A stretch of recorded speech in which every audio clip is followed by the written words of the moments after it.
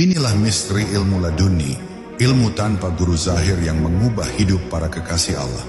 Bersiaplah membuka mata batinmu, karena perjalanan ini bukan untuk yang lemah hati. Ilmu yang tak diajarkan di madrasah dunia. Ada ilmu yang tak tertulis dalam kitab, tak tercetak di atas kertas, bahkan tak pernah diucapkan oleh para guru yang hidup di dunia ini. Ilmu itu turun langsung dari langit, meresap ke dalam hati mereka yang Allah kehendaki. Inilah ilmu laduni, sebuah pengetahuan yang bukan hasil logika, bukan pula buah dari studi panjang di ruang-ruang akademik. Ia datang sebagai cahaya yang menyinari relung jiwa, tanpa suara, tanpa huruf, tanpa pelantara manusia.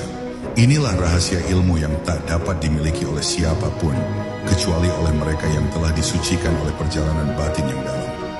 Tak semua orang memahami keberadaan ilmu ini. Banyak yang menolaknya karena tidak terlihat. Banyak pula yang meragukannya karena tak bisa diukur.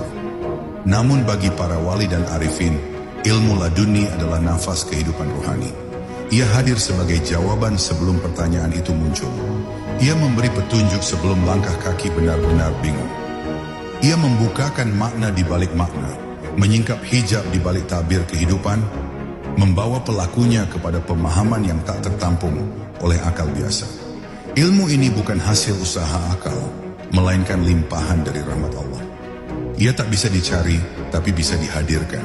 Tak bisa diminta, tapi bisa dihadapi dengan kesiapan jiwa. Karena ilmu laduni bukan semata soal kecerdasan, tapi tentang kejernihan hati. Bukan tentang banyaknya hafalan, tapi tentang seberapa dalam ruh mampu menyerap kebenaran. Ia adalah cermin dari makam kedekatan seseorang dengan Allah. Semakin dekat, semakin terang pancarannya. Ketika seseorang menerima ilmu laduni, hatinya berubah menjadi ladang cahaya. Ia memahami rahasia tanpa harus bertanya. Ia menangkap makna hanya dengan rasa. Banyak dari para sufi dan kekasih Allah yang hidup dalam kesunyian, tapi dada mereka dipenuhi samudra ilmu. Mereka tidak butuh podium untuk menyampaikan kebenaran, karena keberadaannya saja telah menjadi pelajaran. Kata-katanya menjadi zikir, diamnya menjadi tafsir, dan hidupnya menjadi isyarat ilahi yang halus namun dalam. Namun jalan menuju ilmu laduni bukan jalan pintas. Ia menuntut pengorbanan ego, kehancuran nafsu, dan kemurnian niat. Mereka yang dikehendaki Allah menerima ilmu ini adalah mereka yang telah selesai dengan dirinya sendiri. Mereka yang tak lagi mencari kemuliaan dunia, tak lagi haus pujian, dan tak lagi mengejar nama besar. Hati mereka menjadi wadah suci, tempat turunnya rahasia. Dan ketika ilmu itu datang, mereka tak merasa hebat. Mereka justru semakin tunduk, semakin hancur dalam rasa rendah diri di hadapannya. Inilah ilmu yang diajarkan Allah langsung kepada Nabi Khidir, yang dengannya ia mampu melakukan sesuatu yang tampak keliru, namun mengandung kebenaran yang dalam. Inilah pula ilmu yang membuat Nabi Musa AS diperintahkan untuk belajar kepada hambanya yang satu itu. Padahal Musa adalah seorang nabi. Maka siapa kita yang mengira bahwa semua ilmu hanya berasal dari manusia? Tidakkah kita menyadari bahwa sumber segala ilmu adalah Dia, Zat yang Maha Mengetahui? Ilmu laduni bukan untuk dipamerkan, bukan pula untuk dibanggakan. Ia hadir sebagai beban, sebagai amanah yang besar. Karena siapapun yang menerimanya akan diuji dengan tanggung jawab.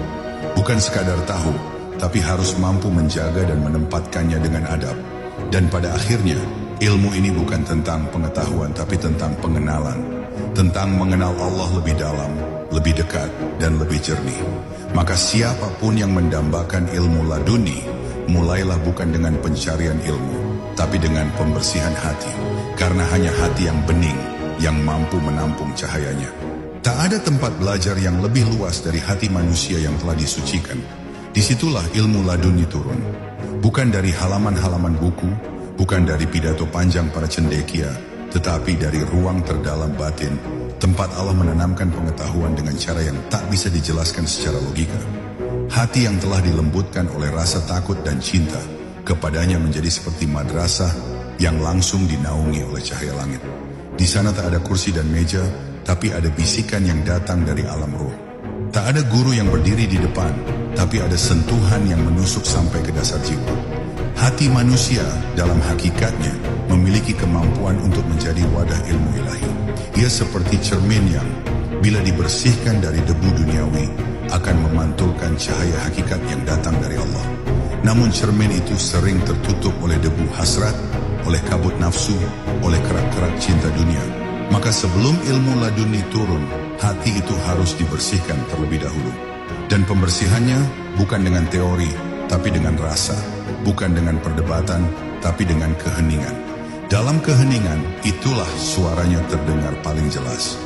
Orang-orang yang mendapatkan ilmu laduni bukan mereka yang hanya giat menuntut ilmu, tapi yang tekun menundukkan jiwanya. Mereka bukan sekadar rajin mencari, tapi bersedia dikosongkan terlebih dahulu. Karena ilmu langit tak akan turun ke hati yang masih penuh dengan ambisi diri. Ia tak akan menetes pada jiwa yang masih keras dengan kepentingan pribadi. Maka proses yang dilalui oleh para pencari ilmu laduni bukan sekadar belajar, tapi lebih berat. Mereka hancur berkali-kali dalam rasa, disayat oleh kehilangan, diuji oleh keterasingan, dan dirundung oleh sepi yang panjang. Namun di dalam sepi itu, mereka menemukan kemurnian. Di dalam sunyi itulah ladang batin mereka digarap oleh tangan tak terlihat. Setiap luka menjadi pelajaran, setiap air mata menjadi tinta, dan setiap kerendahan menjadi pintu bagi ilmu untuk masuk. Itulah mengapa mereka yang mendapatkan ilmu laduni seringkali tak banyak bicara. Karena setiap kata yang keluar dari lisannya telah melalui penyulingan rasa yang dalam. Bukan dari hafalan, tapi dari penyingkapan. Bukan dari ingatan, tapi dari penyaksian. Banyak orang mengira bahwa mereka yang tak belajar kepada guru zahir tak mungkin memiliki pengetahuan yang dalam. Tapi kisah para nabi dan wali justru menunjukkan sebaliknya. Nabi Khidir adalah simbol dari ilmu yang tidak melalui jalur biasa. Ia tidak hadir dari lembaga resmi, tapi dari kedekatan dengan Allah.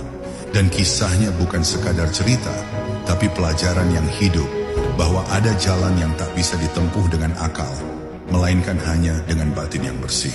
Dan ketika seseorang menempuh jalan itu, ia tidak butuh pengakuan manusia, karena cukup baginya pengakuan dari langit. Ketika hati telah menjadi madrasah, setiap kejadian di sekitar berubah menjadi ayat. Setiap pertemuan menjadi isyarat. Bahkan diamnya alam menjadi pelajaran. Itulah ciri khas ilmu laduni. Ia membangkitkan kepekaan batin yang luar biasa. Yang sebelumnya dianggap biasa, tiba-tiba memiliki makna mendalam. Yang tadinya hanya peristiwa sepele, berubah menjadi teguran atau bahkan petunjuk. Seolah-olah seluruh semesta menjadi guru, karena hati yang telah laduni telah mampu menangkap sinyal-sinyal ilahi dimanapun ia berada. Namun ada satu hal yang selalu dipegang oleh para pemilik ilmu laduni, kerahasiaan. Mereka tidak mudah berbicara karena tahu bahwa tidak semua lidah bisa mengerti bahasa hati. Mereka tidak mudah menunjuk-nunjuk karena tahu bahwa setiap jiwa punya jalannya sendiri. Mereka tidak merasa lebih tahu karena tahu bahwa pengetahuan mereka hanyalah setetes dari samudra ilmu Allah. Maka rendah hati menjadi tanda utama dari pemilik ilmu laduni. Semakin ia tahu, semakin ia merasa tidak tahu. Dan dari situlah ilmu itu terus mengalir. Rahasia dibalik tanpa guru zahir. Banyak yang bertanya, bagaimana mungkin seseorang bisa memiliki ilmu yang dalam tanpa pernah duduk di majelis guru? Bagaimana seseorang mampu berbicara tentang hakikat, sementara tak satu pun kitab pernah ia pelajari secara formal? Disinilah letak keanehan yang membuat banyak orang terjebak pada prasangka. Mereka lupa bahwa Allah adalah pemilik segala ilmu, dan jika dia berkehendak, maka ilmu bisa ditanamkan langsung ke dalam hati siapapun yang dia pilih, tanpa perantara seorang pun. Guru zahir memang penting, tapi bukan satu-satunya pintu untuk memahami kebenaran. Kadang Allah mengajarkan langsung, karena ada sesuatu yang tak bisa disampaikan lewat kata-kata manusia. Ilmu laduni bukan berarti menolak guru, tapi ia terjadi ketika Allah sendiri menjadi guru. Bukan karena sombong tak ingin belajar dari sesama, tapi karena jalan hidup yang dilaluinya membentuk keadaan yang berbeda. Kadang seseorang diasingkan dari para guru, bukan karena ia tidak layak belajar, tetapi karena ia sedang dibentuk oleh Tuhan secara langsung. Di saat banyak orang sibuk mencari guru luar, ia justru dipaksa menghadap ke dalam. Bukan untuk menutup diri, tapi agar ia mengenal suaranya yang halus di kedalaman jiwanya. Jalan ini memang tidak umum dan seringkali membingungkan, karena seseorang yang diproses tanpa guru zahir akan banyak mengalami keraguan dalam dirinya sendiri. ia akan diuji